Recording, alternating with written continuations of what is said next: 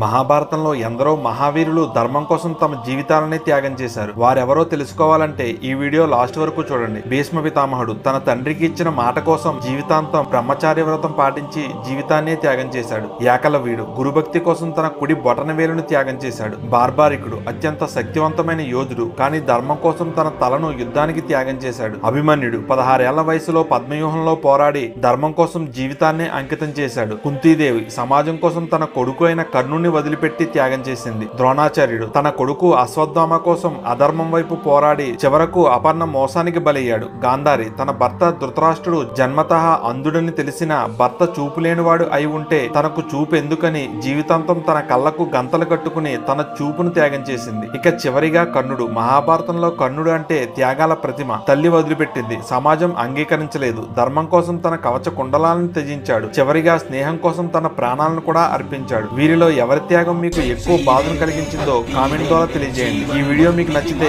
Channel ని subscribe చేసుకోండి.